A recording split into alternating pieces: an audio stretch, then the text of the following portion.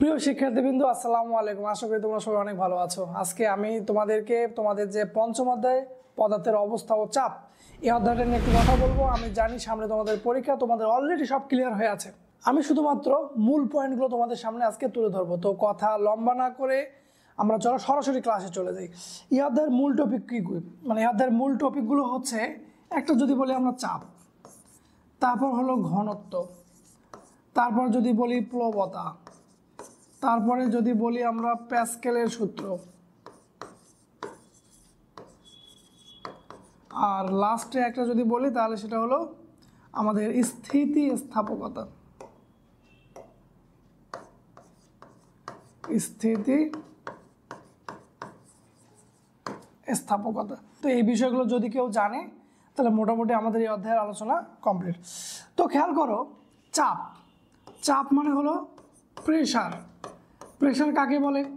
কোনো বস্তুর ওপর লম্বভাবে প্রযুক্ত যে বল, একক ক্ষেত্রফলের উপরে লম্বভাবে যতটুকু বল ক্রিয়া করবে, এই দুটোর অনুপাতকে বলা হয় আমাদের চাপ। তাহলে কোনো বস্তুর ওপর, কোনো বস্তুর একক ক্ষেত্রফলের ওপর যে বলটা পড়ে সেটাকে বলি আমরা চাপ। তো যদি আমার কখনো চাপ বের করতে হয় তাহলে আমরা দেখব যে কতটুকু জায়গাতে বলটা প্রয়োগ হচ্ছে, এবং দ্বিতীয়ত দেখব এই তলের ওপরে লম্বভাবে কতটুকু বল আসছে। এই দুটো যদি আমরা অনুপাত করতে পারি তাহলে আমরা পেয়ে যাব চাপ। চাপের একক কি? চাপের একক প্যাসকেল হয়, চাপের একক এটিএম হয়, আচ্ছা, অথবা চাপের একক নিউটন পার মিটার স্কোয়ারও হয়। এরপর যদি আমরা বলি ঘনত্ব, ঘনত্ব কি? ঘনত্ব হচ্ছে যে কোনো একটা নির্দিষ্ট আয়তনে, বা আমরা যদি বলি একক আয়তনে যতটুকু ভর আছে, একক আয়তনে ভর, এটাকে বলি আমরা ঘনত্ব। ঘনত্বকে আমরা রো দ্বারা প্রকাশ করি, রো সমান m/v। তাহলে ভরের একক হচ্ছে কেজি, আয়তনের একক হচ্ছে মিটার কিউব, আর নিচে আছে তাহলে মাইনাস হবে। এটা হচ্ছে ঘনত্বের একক। তো যদি কখনো চাপ বের করতে বলে আমরা F/A দিয়ে বের করার চেষ্টা করব। এ হচ্ছে ক্ষেত্রফল, তুমি যে জায়গায় বল প্রয়োগ করছো, কতটুকু জায়গা জুড়ে বল প্রয়োগ করছো। এফ হচ্ছে লম্বভাবে কতটুকু বল প্রয়োগ করছো।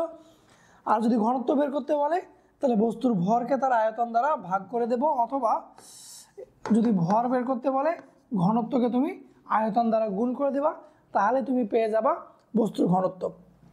যাই হোক, এবার আমরা আরেকটা পয়েন্টে চলে যাব, সেটা হলো প্লবতা। মূলত এই অধ্যায়ের এটাই তোমাদের একটা ঝামেলা সৃষ্টি করে, প্লবতা। প্লবতা মানে হলো, তোমরা দেখবা কোনো বস্তুকে যদি আমি তরলে ডুবাই, যে কোনো তরলে যদি ডুবাই, জিনিসটা হালকা হয়ে যায়। তুমি খেয়াল করে দেখবা একটা ভারী জিনিসকে যখন তুমি পানির মধ্যে ডুবাবা, জিনিসটা হালকা লাগবে। তার মানে হচ্ছে কোনো বস্তুকে যদি আমরা তরলের মধ্যে ডুবাই দিই তাহলে সেই বস্তুটা হালকা হয়ে যায়, অর্থাৎ ওজন হারায়।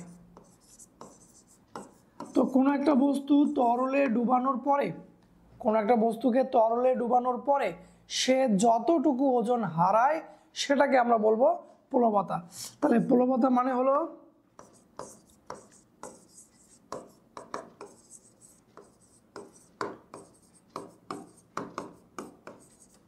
সোজা কথায় বস্তুর হারানো ওজন।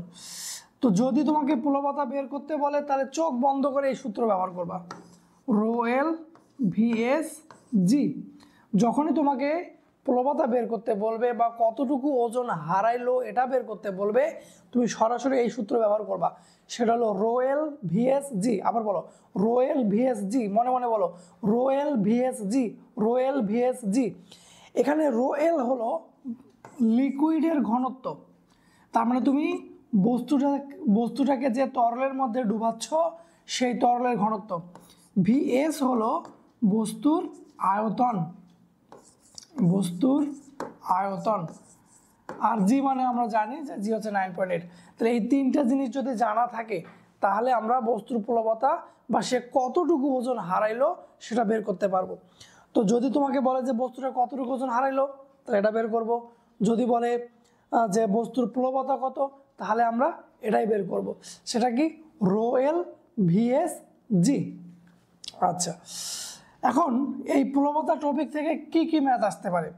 এই প্লবতা টপিক থেকে এরকম প্রশ্ন আসবে, দেখো তোমাকে বলবে যে একটা বস্তুর বাতাসে ওজন দিবে, বাতাসে ওজন দিয়ে রাখবে, তারপর তরলে ওজন দিয়ে রাখবে, তারপর বস্তুর ভর অথবা ঘনত্ব অথবা আয়তন এরকম কিছু একটা তথ্য দিয়ে রাখবে, ঠিক আছে। এরপর তোমাকে এখান থেকে প্রথম যে প্রশ্নটা করবে সেটা হলো বস্তু তরলে ডুববে কিনা, তরলে ডুবে যাবে কিনা। দেখো কোনো একটা বস্তু তরলে ডুবে যাবে কিনা এটা ডিপেন্ড করে কার উপরে, এটা ডিপেন্ড করে মূলত ঘনত্বের উপরে। আমরা কি করব, বস্তুর ঘনত্ব বের করব, বস্তুর ঘনত্ব, এটা ধরলাম যে রো এস। তারপর তরলের ঘনত্ব, তরলের ঘনত্ব হলো রো এল। যদি আমাদের বস্তুর ঘনত্ব বেশি হয় তাহলে ডুবে যাবে,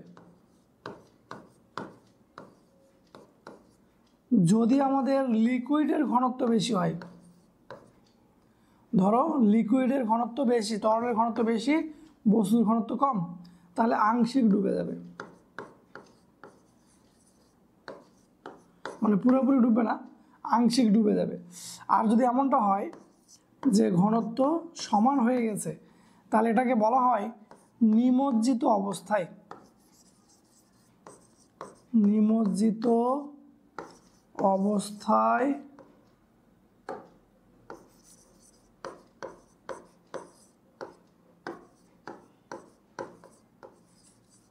ডুবে থাকে। নিমজ্জিত অবস্থায় ডুবে থাকা মানে এরকম, মানে ডুবে নিচে পড়ছে না, ডুবে আছে, জাস্ট মাথা বরাবর টাচ করে আছে, এটাকে বলি আমরা নিমজ্জিত অবস্থায় ডুবে আছে। তাহলে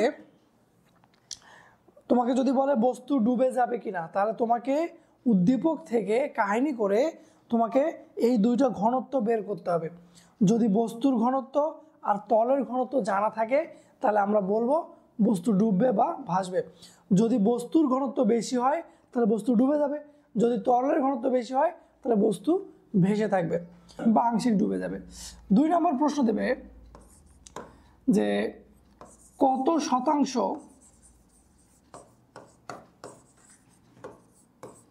ডুবে থাকে। তোমাকে জিজ্ঞাসা করতে পারে যে এই বস্তুটার কত শতাংশ ডুবে আছে, তাহলে সরাসরি আমরা এই সূত্র ব্যবহার করব, row S by row L into 100%। তাহলে আমাদেরকে যদি বলে যে কত শতাংশ ডুবে থাকবে তাহলে আমরা এই সূত্র দিয়ে বের করে ফেলতে পারবো। যদি বলে কত শতাংশ ভেসে থাকবে, তাহলে ভেসে থাকাটা হচ্ছে 1 থেকে আমরা এটা বাদ দিয়ে দেবো, row S by row L, তাহলে এত শতাংশ আমাদের ভেসে থাকবে। এরপর তোমাকে বলতে পারে যে বস্তু, মানে বস্তুটা যে ডুবে গেল সেটা আর্কিমিডিসের নীতি মানে কিনা, আর্কিমিডিসের নীতি মানে কিনা। তাহলে আর্কিমিডিসের নীতি মানে কিনা এটা দুইভাবে চেক করবা। একটা হলো উদ্দীপকে ওই যে বস্তুর বাতাসে ওজন, পানিতে ওজন এগুলো দেওয়া থাকছে, এগুলো থেকে তুমি বস্তুর হারানো ওজন বের করবা, বস্তুর হারানো ওজন।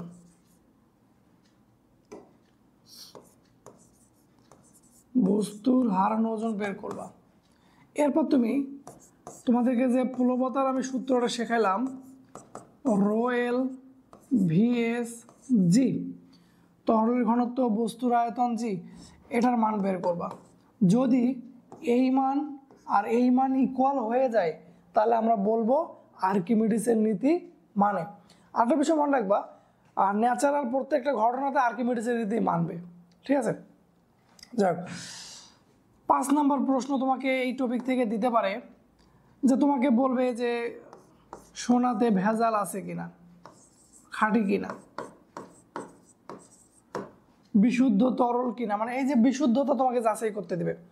যদি বিশুদ্ধতা যাচাই করতে দেয়, ঠিক আছে, তাহলে একটা কাজ করবা, সেটা হলো তোমাকে এই যে রো এল ভিএস জি, এখান থেকে বস্তুর ভর বের করা সম্ভব। প্রশ্নে যে তথ্য দেওয়া থাকবে, হারান ওজন দেওয়া থাকবে, সেখান থেকে বস্তুর ভর বের মানে আয়তন বের করব। দেন আমরা বস্তুর ঘনত্ব বের করব, এম বাই ভিএস। এম হচ্ছে বস্তুর ভর, ঘনত্ব সমান ভরভাগ আয়তন। তো এই ঘনত্বটা আমরা বের করে নেব কার? বস্তুর। তাহলে আমাদেরকে প্রশ্ন যে তথ্য দেওয়া থাকবে সেখান থেকে আমরা বলবৎতার সূত্রের সাহায্যে আয়তন বের করব, অথবা বস্তুর ঘনত্ব যে কোনোভাবে আমরা বের করব। তো এই বস্তুর ঘনত্ব আর উদ্দীপকে একটা বস্তুর ঘনত্ব দেওয়া থাকবে, এই দুই ঘনত্ব আমরা কম্পেয়ার করব। যদি দুই ঘনত্ব মিলে যায় তাহলে জিনিস ঠিক আছে, আর যদি দুই ঘনত্ব মিলে না যায় তাহলে জিনিসটা ঠিক নাই, জিনিসটাতে ভেজাল আছে। তো তোমাদেরকে যদি আর্কিমিডিস থেকে, দেখছো মশা তোমাদের ক্লাস নিচ্ছে আজকে, আচ্ছা, আর্কিমিডিসের প্রবতার যে টপিকটা, এখান থেকে প্রশ্ন আসলে এই কয়টার মধ্যে থেকে তোমরা কমন পাবা। এরপর আমরা চলে যাব প্যাসকেলের সূত্র। প্যাসকেলের সূত্রটা কি?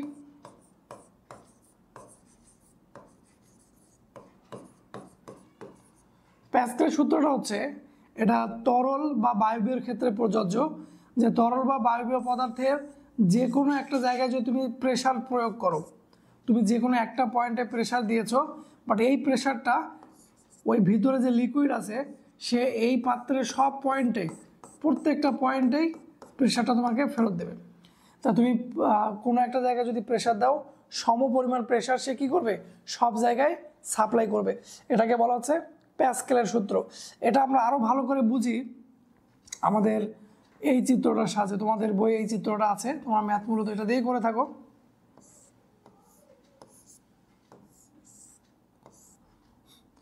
ধরো এটা হচ্ছে একটা সিলিন্ডার টাইপের জিনিস, এটা হচ্ছে আর একটা সিলিন্ডার টাইপের জিনিস। এই সিলিন্ডারটা একটু ছোট, এই সিলিন্ডারটা একটু বড়। তো তুমি যদি এই জায়গায় কোনো প্রেশার দাও তাহলে এই জায়গাতে প্রেশার ফেরত পাবা, আবার তুমি যদি এই জায়গাতে প্রেশার দাও তাহলে এই জায়গাতে প্রেশার ফেরত পাবা। তো এই পাশে তুমি যতটুকু প্রেশার দিবা সম পরিমাণ প্রেশার তুমি এই দিকে ফেরত পাবা। এই জিনিসটাকে বলা হচ্ছে প্যাসকেলের সূত্র, যে তরল বা বায়বীয় পদার্থের কোনো একটা জায়গায় যদি আমরা প্রেশার দেই, সেই প্রেশার কিছু না কমে সর্বত্র আমরা সেটা ফেরত পাই। এটাই হচ্ছে প্যাসকেলের সূত্র। তো এখন এই প্যাসকেলের সূত্রে একটা বিষয় খেয়াল করো, যে ধরো আমি এই জায়গায় প্রেশার দিলাম P1, আর এখানে আমি যদি এটা এই ডিরেকশনে প্রেশার দিই তাহলে এখানে এই ডিরেকশনে প্রেশার পাবো P2। মজার বিষয় হচ্ছে এই দুই প্রেশার কি হবে? ইকুয়াল হবে। তাহলে এখানে প্রেশার কোত্থেকে আসবে? এখানে প্রেশারটা আসবে এই যে তল আছে, এই তলের ক্ষেত্রফল ধরলাম A1, এখানে বল দিলাম আমি F1, তাহলে প্রেশার হচ্ছে F/A। এই ক্ষেত্রে আমরা এই দিকে ক্ষেত্রফলটা ধরি A2, ক্ষেত্রফলটা হচ্ছে A2, তাহলে বল পাবো আমরা F2/A2। তাহলে এদিকে আমরা যে প্রেশারটা দিচ্ছি এখানে আমরা সমপরিমাণ প্রেশার ফেরত পাচ্ছি, তবে ডিরেকশনটা একটু আলাদা। এখানে যদি নিচের দিকে চাপ দিই এখানে চাপটা পাবো আমরা উপরের দিকে। তো খেয়াল করে দেখো যে এই দিকে ক্ষেত্রফল কম, এই দিকে ক্ষেত্রফল বেশি। যেহেতু মাঝখানে ইকুয়াল আছে তাহলে অনুপাত সমান হওয়ার জন্য এখানে ছোট হইলে এখানে ছোট হইতে হবে, এখানে বড় হইলে এখানে বড় হইতে হবে, তাহলে অনুপাত আমাদের ইকুয়াল হবে। তো এ পাশে যেহেতু আমাদের ক্ষেত্রফল কম তাই বল কম, এ পাশে ক্ষেত্রফল বেশি বলটাও বেশি, অর্থাৎ এখানে আমরা বেশি বল প্রয়োগ করে এ পাশে আমরা বেশি এ পাশে আমরা কম বল প্রয়োগ করে এ পাশে আমরা বেশি বল ফেরত পেতে পারি। তো মূলত প্যাসকেলের সূত্রের ব্যবহারগুলো এইভাবে এই জন্যই করা হয় যে কোনো একটা জায়গায় আমরা অল্প বল প্রয়োগ করব বাট অনেক বড় একটা বল পাবো। তো প্যাসকেলের সূত্র থেকে কি কি প্রশ্ন আসবে? প্যাসকেলের সূত্র থেকে প্রশ্ন আসবে, আমরা চিত্রটা আরেকবার রাখবো, যে এই সেম চিত্র আবার দিবে, এই চিত্র থেকে প্রশ্ন আসে।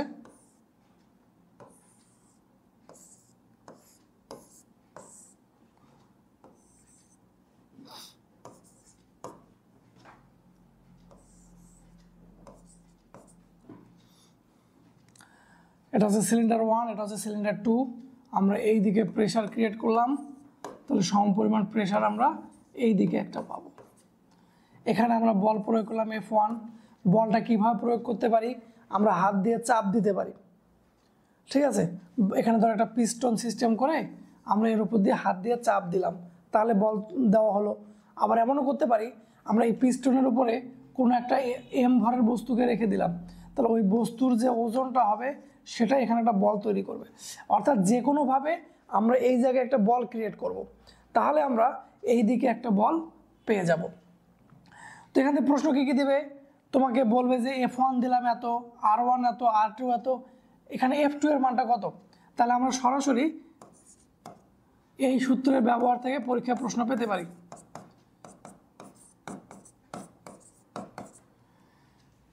তাহলে ক্ষেত্রফল, এটা যেহেতু সিলিন্ডার টাইপের জিনিস, তাহলে ক্ষেত্রফলটা আমরা দেবো পাই আর স্কোয়ার, F2/পাই R2 স্কোয়ার। তাহলে এই সূত্রের সাহায্যে আমার F1 দেওয়া থাকতে পারে, R1 দেওয়া থাকতে পারে, R2 দেওয়া থাকতে পারে, F2 বের করতে বলতে পারে। অর্থাৎ যে কোনো তিনটার মান দেওয়া থাকবে, তোমাকে আরেকটা বের করতে বলবে। 2 নাম্বার হচ্ছে তোমাকে এখান থেকে বলবে যে ধরো এখানে একটা বস্তুকে রেখে দিবে যার ভর হচ্ছে M ড্যাশ। বলবে যে F1 সমান কোনো একটা বল দিবে, বল প্রয়োগ করে M ড্যাশ ভরের বস্তুকে ওপরে তোলা সম্ভব কি?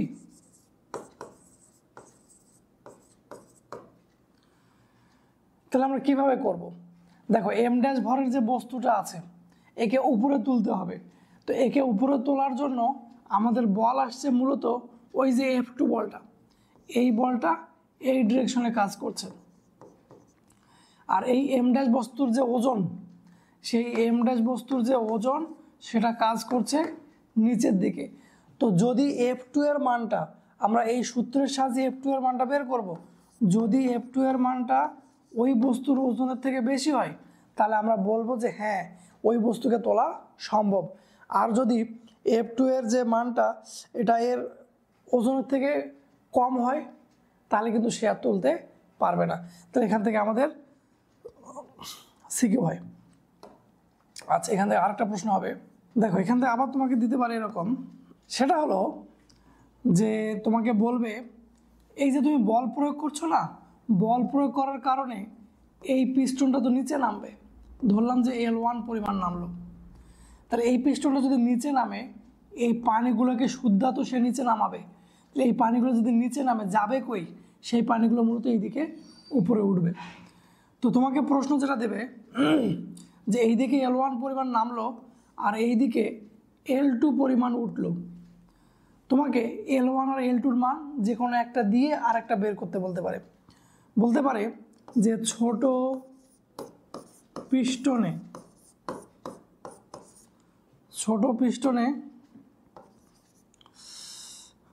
L1 সরণ হইলে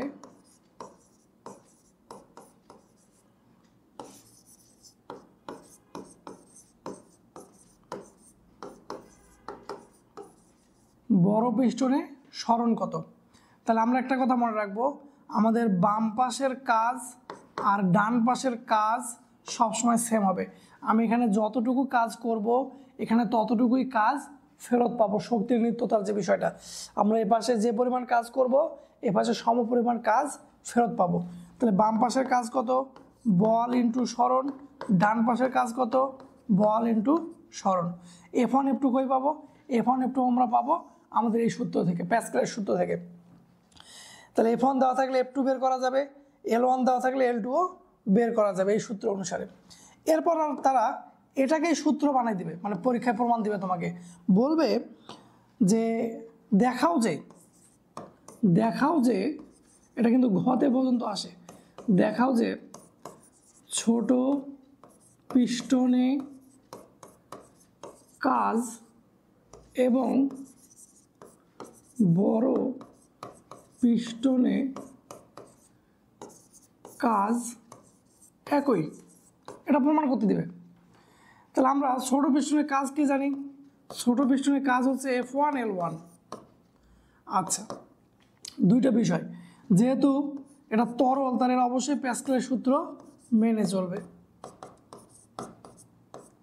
বাই A2। তাহলে F1 এর পরিবর্তে আমি কি লিখতে পারি? F2 A1 by A2। তাহলে F2 A1 বাই A2 সাথে L1। আবার একটু আগে বললাম এ পাশে যতটুক তরল নিচে নামবে এ পাশে ততটুক তরল উপরে উঠবে। তাহলে বাম পাশে তরলের ভর আর ডান পাশে উপরে ওঠা তরলের ভরের পরিমাণ সমান হবে। ভর যদি সমান হয় তাহলে ভর সমান রো ভি, দুই পাশে একই তরল তাহলে ঘনত্ব সেম, তাহলে V1 ইকুয়াল টু V2। এখানে আমরা V1 এর মানে কি? ক্ষেত্রফল ইন্টু দৈর্ঘ্য বাম পাশে, ক্ষেত্রফল ইন্টু দৈর্ঘ্য ডান পাশে। এই তথ্যগুলো আমরা এখানে ব্যবহার করব। F2 A2, দেখো A1 L1 এর পরিবর্তে আমরা A2 L2 ব্যবহার করতে পারি। তাহলে F2 L2 তার মানে W2। খেয়াল করে দেখো, আমরা বাম পাশে কাজ বের করছিলাম, এরপর আমরা প্যাসকেলের সূত্র দিয়ে F1 বের করে নিলাম, আর ভরের কনসেপ্ট দিয়ে যে বাম পাশের ভর এবং ডান পাশের ভর সমান হবে এই কনসেপ্টটা দিয়ে আমরা ক্ষেত্রফলটা বের করে নিলাম। ঠিক আছে, দিয়ে দেখো আমাদের W1 আর W2 এর মানটা কী হয়ে গেছে? সেম হয়ে গেছে। তো তোমাকে এটাও তারা পরীক্ষাতে দিতে পারে যে দেখাও যে বাম পাশের কাজ আর ডান পাশের কাজ সমান। তো প্যাসকেলের সূত্র থেকে মোটামুটি এগুলোই পরীক্ষাতে আসে। এরপরে যেটা টপিক সেটা হচ্ছে স্থিতিস্থাপকতা, ইলাস্টিসিটি।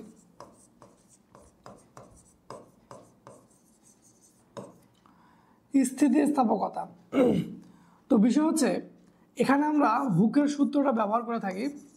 বিজ্ঞানী হুক একটা সূত্র দিয়েছিল, ধরো তোমার কাছে একটা বস্তু আছে যার দৈর্ঘ্য হচ্ছে L1 আর এটা ধরো একটা তার, এই তারের ক্ষেত্রফল বা প্রস্থচ্ছেদের ক্ষেত্রফল হচ্ছে A। একটা তার আছে L1, ক্ষেত্রফল হচ্ছে A। এই তারটাকে তুমি যদি বল প্রয়োগ করো অথবা তারের এই মাথাকে দেওয়ালে আটকায় দিয়ে, ছাদে আটকায় দিয়ে এখানে যদি ভর ঝুলায় দাও তাহলে এই ডিরেকশনে একটা বল তৈরি হবে। এই বলের কারণে এই তারটা লম্বা হয়ে যাবে, লম্বা হয়ে দেখা যাবে এর দৈর্ঘ্য আগে L1 ছিল, দৈর্ঘ্য তখন বেড়ে L2 হয়ে গেল, তার দৈর্ঘ্যটা বৃদ্ধি পাইল। তো এক্ষেত্রে দুইটা ছোট শব্দ, একটা হচ্ছে পীড়ন। পীড়ন, পীড়ন জিনিসটা কি? পীড়নটা হলো দেখো প্রত্যেক বলের যেমন একটা প্রতিক্রিয়া বল থাকে তেমন প্রত্যেকটা চাপের একটা প্রতিক্রিয়া চাপ থাকে। তো পীড়নটা হলো প্রতিক্রিয়া চাপ। তাহলে পীড়ন এটাকে আমরা চাপ বলতে পারি, ওয়ান কাইন্ড অফ প্রেশার, মানে F/A। অর্থাৎ এই তারের উপরে আমরা কতটুকু প্রেশার ক্রিয়েট করছি, F/A। আরেকটা হলো বিকৃতি। বিকৃতি হচ্ছে যে এই যে তারটা আছে এর যে দৈর্ঘ্যটা বৃদ্ধি হচ্ছে, ঠিক আছে, প্রতি একক দৈর্ঘ্যে কতটুকু দৈর্ঘ্য বৃদ্ধি পায়? প্রতি একক দৈর্ঘ্যে দৈর্ঘ্য বৃদ্ধি, এটাকে বলি আমরা বিকৃতি। একটু পজ করা সম্ভব? একটু পজ করা, একটু এমার্জেন্সি ওয়াশরুমে যেতে হবে, খেয়ালই করিনি। আচ্ছা, এবার আমরা কথা বলবো স্থিতিস্থাপকতা টপিকটা নিয়ে। ইলাস্টিসিটি, এটা নিয়ে বেশি বিস্তারিত আলোচনা করব না, এখান থেকে সিকিউ এর গ ঘ সেভাবে হয় না, মাঝে মাঝে হয়। তো যাই হোক, মনে করো যে একটা তার আছে, যে তারের দৈর্ঘ্য হচ্ছে L1, ব্যাসার্ধ হচ্ছে R1, তাহলে ক্ষেত্রফল কত হবে? A πr²। আচ্ছা, এর উপরে যদি আমরা এই ডিরেকশনে একটা বল প্রয়োগ করি অথবা যদি আমরা এখানে একটা বস্তু ঝুলাই দিই তাহলে ওই বস্তুটার ওজনটাই এখানে বল হিসাবে কাজ করবে। অর্থাৎ যে কোনোভাবে আমরা যদি বল প্রয়োগ করি তখন দেখা যাবে যে পরিস্থিতিটা এরকম হয়ে গেছে, আগের থেকে একটু লম্বা হয়ে গেছে। তাহলে আগে ছিল এতটুকু, এখন হয়ে গেছে এতটুকু। তাহলে দৈর্ঘ্য বৃদ্ধি পাইল। তাহলে কতটুকু দৈর্ঘ্য বৃদ্ধি পাইল? দৈর্ঘ্য বৃদ্ধি L2 মাইনাস L1। তাহলে আমরা বল প্রয়োগ করলাম, বল প্রয়োগের ফলে দৈর্ঘ্যটা বৃদ্ধি পাইল L2 মাইনাস L1। তো এক্ষেত্রে আমরা দুইটা ছোট শব্দ শিখে আসি আগে। একটা হলো পীড়ন। দেখো, প্রত্যেক বলের যেমন একটা প্রতিক্রিয়া বল আছে, তেমনি প্রত্যেকটা চাপেরও একটা প্রতিক্রিয়া চাপ আছে। এই প্রতিক্রিয়া চাপটাকে আমরা বলি পীড়ন। তার মানে পীড়ন এক প্রকারের চাপ। চাপ কীভাবে বের করে? F/A।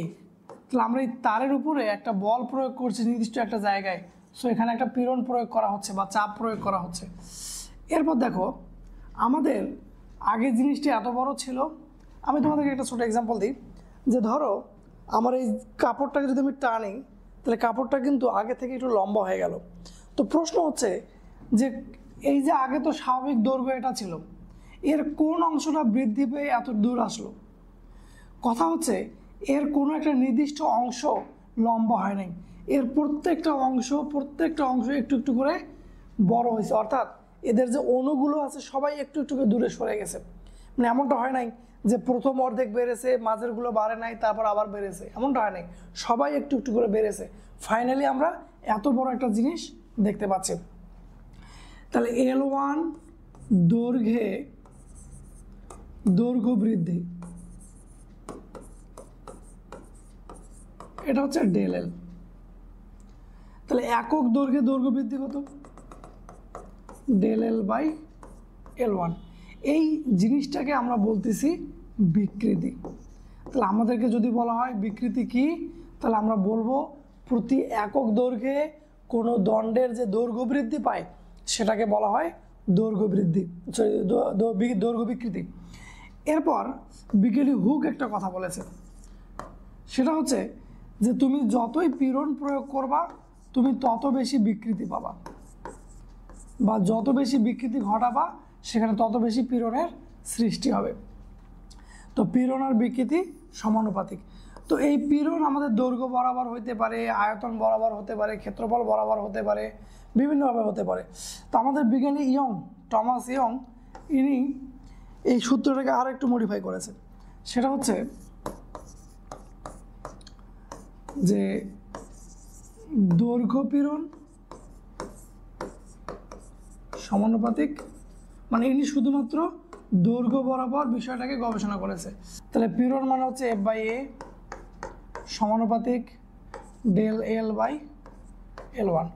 তো সমানুপাতিক উঠে গেলে একটা ধ্রুবক আসে, সেটা হচ্ছে F/A সমানুপাতিক উঠে গেলে যে ধ্রুবকটা আসে সেটাকে আমরা Y বলি, ΔL/L1।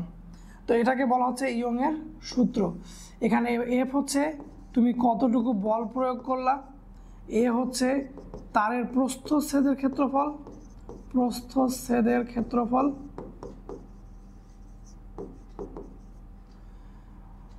Y হচ্ছে ইয়ং মডুলাস বা ইয়ংয়ের গুণাঙ্ক।